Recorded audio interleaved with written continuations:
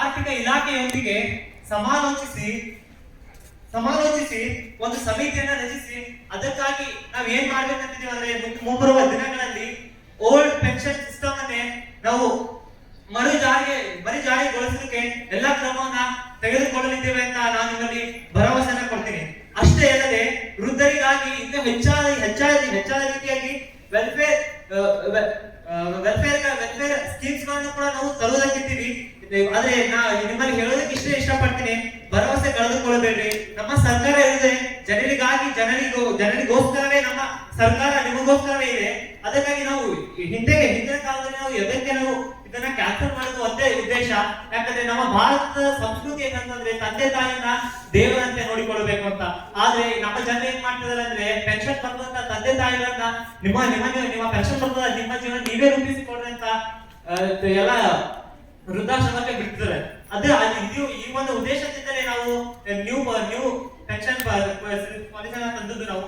ಅದಕ್ಕಾಗಿ ಇದರಿಂದ ಬಹಳ ಅಸಮಾಧಾನ ಉಂಟಾಗುತ್ತಿರುವುದರಿಂದ ನಾವು ಅದನ್ನ ತೆಗೆದು ಮತ್ತೆ ನಾವು ಓಲ್ಡ್ ಪೆನ್ಷನ್ ಸ್ಕೀಮ್ ಅನ್ನು ತರ್ತೇವೆ ಅಂತ ನಿಮ್ಮಲ್ಲಿ ಹೇಳಕ್ಕೆ ಇಷ್ಟಪಡ್ತೇನೆ. ಧನ್ಯವಾದ.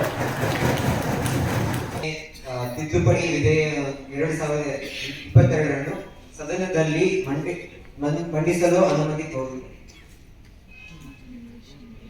I will be briefing you about the bill.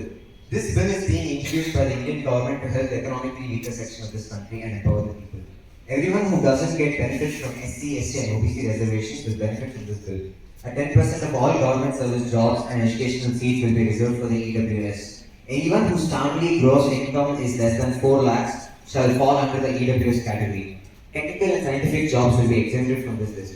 For a person to avail this reservation, a certificate of EWS must be produced by a competent authority. ಇದರ ಬಗ್ಗೆ ಚರ್ಚೆ. ಕ್ರಮ ಸಂಖ್ಯೆ 12.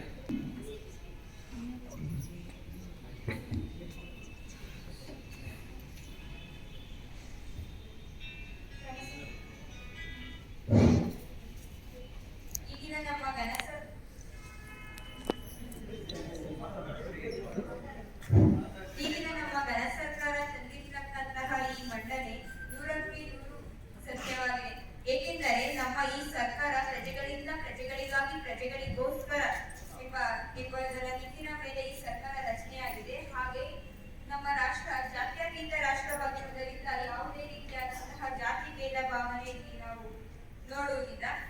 ಮೇಲಿನ ವರ್ಗದಲ್ಲಿ ಆರ್ಥಿಕವಾಗಿ, ಶೈಕ್ಷಣಿಕವಾಗಿ ಮತ್ತು ಸಾಮಾಜಿಕವಾಗಿ ಹಿಂದುಳಿದಿರತಕ್ಕಂತಹ ಜನರಿಗೆ ವಿಧೇಯಕ ಮಂಡನೆಯ ಮೂಲಕ ಶಿಕ್ಷಣ ಮತ್ತು ಉದ್ಯೋಗದಲ್ಲಿ 10% ಮೀಸಲಾತಿಯನ್ನು ನೀಡಲಾಗಿದೆ.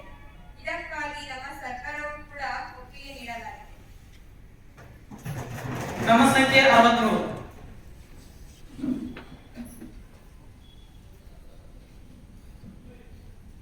With the prior permission of Speaker, I would like to bring a notice to the ruling party that what about the individuals from the unreserved category in educational institutions? Like suppose if the cutoff marks of an institution is rank 500 and a candidate of unreserved category gets 501 and whereas the candidate of reserved category gets some thousands, what about the student who has just missed the seat by 1 rank?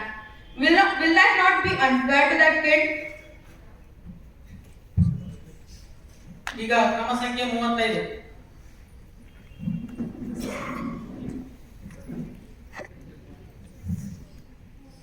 ಮಾನ್ಯ ಸಭಾಪತಿಗಳ ಅನುಮತಿ ಮೇರೆಗೆ ನಾನು ಕೆಲವೊಂದು ಪ್ರಶ್ನೆಗಳನ್ನು ಕೇಳೋದಕ್ಕೆ ಇಚ್ಛಿಸ್ತಾ ಇದ್ದೀನಿ.